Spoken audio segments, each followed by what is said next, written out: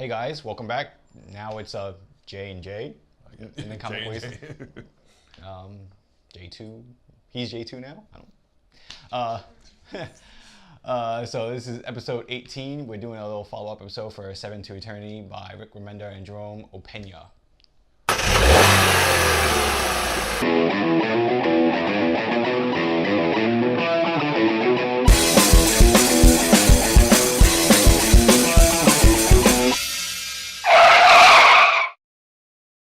Two cover options right now. The variant cover of the White Lady and the Shapeshifter is by Eric Kennedy and Matt Hollingsworth. That was probably the pretty cool. Yeah, I think that was the prettier cover. Better looking cover. So we start off with a young Adam and a younger and alive Zeb. Zeb. It's a flashback where first time Adam remembers going to town with his dad to pick up supplies and stuff. Yeah, to pick up medicine for brother Pete. For one of his brothers, right. Brother Pete. So yeah, the negotiations aren't going so well for Zeb, just because Zeb has to deal with these people who live like on the frontier. He can't really like go into like a real town, right, because of their banishment. And even the cricket, the dealer's name knew who he was. Yeah, so dude was like charging Zeb extra. He's like, I should make extra just because I'm even dealing with you, Right. And so we see little Adam playing with his little doll, action figure. Because we're guys, we're action figures. That's not a debate. It was a wooden carving of his grandmother that his mom made, because she was a Mozak Knight and like she never lost a war and stuff like that. That's when we meet a little girl named Javalia. Right? Yeah. And like she's like, "Oh, I'm Javalia. What's your name?" Yeah. And she's trying to get info out of Adam. Adam's like, yeah, I shouldn't really be talking to strangers. Like, I'm not a stranger. I just introduced myself to you. And yeah, so like she eventually got Adam. And he's like, "What's your last name, Adam?" And like he was reluctant on saying it. He's like, "Oh, because people use our last name as a curse word and stuff like that." That's when negotiations finally break down with Zeb and the cricket. Yeah. And that's when Zeb shows that he's a Mozak, and like the eye kind of tells him like, "Oh, he's cheating you." Yeah. But then he looks at Javalia, and then he sees Garls. That apparently this she little bonded girl with him. Is a vessel of Garls. Yeah. And so she bonded with Garlis, right? Garlis. It was Garils. Oh, okay. The Mud King. Right. God of Whispers. Pretty funny how they use like Mud King, kind of as like a gossip and stuff like that, like mudslinging. Yeah, right. Like what they do like mud campaigns and stuff like that. Like, they run for the hills. Yeah, they stop in like the middle of nowhere, and Zeb just slaps Adam for even giving out his first name, and Adam just doesn't know any better. He's a little kid. He doesn't see the harm in it.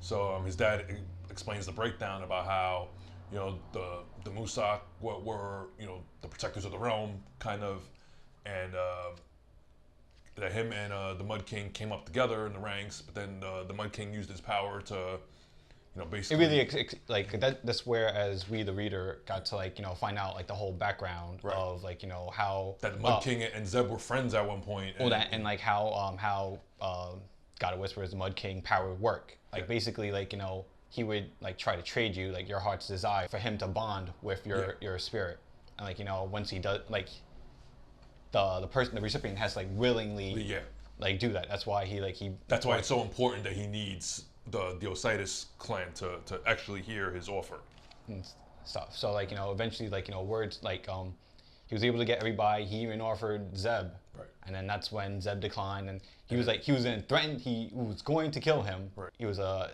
knight of the temple, there's a strict code, and him, he doesn't Zeb won't bend for nothing. He wouldn't break for anything except for his wife. That was the only person he would fold to.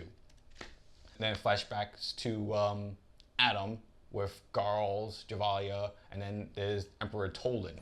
Adam gets there, and he's trying to make a play. He's like, I'm here. Let's just get this over with. Let me hear the offer. I know it's what you want. It's what I want. But the Mud King one-ups him. Oh, he knows that he's dying. Adam thought the offer was all right. Allegiance. My allegiance for like the safety of the family and the clearing of like his father's name. That was like more important than like himself. Right. But then like girls realized that like you're dying, so no, I'm good. Yeah. no. So my offer to you instead is like I'll cure you, and you could take care of like your 7 kids. Take care of your own family, right? Like your family of 7. Was it 7 kids? Or I think Adam has 7 kids. Like the number was 7. Right. So he technically listens to the offer, but then once that happens, like this huge Killer Croc type, like he makes like. I think he was called Drawbridge. Yeah, his name was Drawbridge just because like once he opens. First like an owl comes in. Oh yeah, the owl. And yeah. And the owl comes in and like shoots like this blinding light that because Mud King's like, wait a minute. You can't see or you can't hear. Yeah, like the owl was able to like disconnect him from everyone that the Mud King was connected to. Sort of like an EMP. Yeah, kind of like exactly. Yeah. That's when Drawbridge comes in and storms through the door, opens his mouth, and 4 more. The Musak Templars come out, or Musak Knights, come out. It was the White Lady, the Healer Monkey, the Shapeshifter, and Patchwork. Patchwork, yeah. Patchwork was kind of my favorite. So Patchwork loses an arm, and it takes an arm off of one of the henchmen of the Mud King and puts it on her body, and it turns back into her. Yeah, I thought that was really cool. The White Lady kind of like was able to turn Piper's summoned creatures against the Piper. Because she's like, what you're doing is evil, And like they turn. Kind of like the Ghost Rider penance stare, It's like and like turns on him. It seems like the Healer Monkey euthanized one of the soldiers. Like he was like, oh, like you're going to die, so I'm just gonna make it quicker. And then the Shapeshifter. Which they haven't said his name, so we're just calling him the Shapeshifter and like the Healer Monkey, because that's what like the back notes called them. Like they call Patchwork, and they call the White Lady the White Lady. Oh yeah, Patchwork they said by name. That's how. Yeah, that's what they were called. So Javalia is there trying to get the Emperor out of the room, and they bring him over to like closer to Adam. Closer to Adam, because they're all ducking and hiding, and then Javalia is revealed to be the Shapeshifter. And like slits the Emperor's throat, right? Yeah, it's the Emperor, right? Emperor Tolden. And then the Shapeshifter turns to Adam like, so did you hear his offer? like that's how the issue ends. Really action packed. Just that full page spread with like Drawbridge storming through the door. Opena's splashes of these last 2 issues have been ridiculously good. So it really leaves us off like, all right, what happened to Garls? Right. What's going to happen to him? Is he still disconnected? Is it just like a temporary thing? Right. And what's going to happen to Adam? Right. Considering he technically heard the offer, which like was but like... he didn't really accept it, so we don't know how... It was like taboo. Right. Like it was taboo for like even him to even listen to the offer. Right. That's the thing that we've learned at the Mud Kings.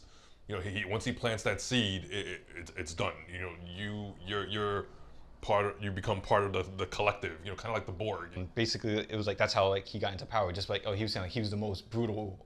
He was the most brutal emperor because he took over, and people didn't even realize that he was the emperor. Right. He was taking over. So we get it, Comixology, Image Comics. Definitely check it out. Worth the read. I love it. The show might as well be called the Rick Remender review show. So yeah, definitely check it out. Thanks for tuning in. Send these guys the hate mail.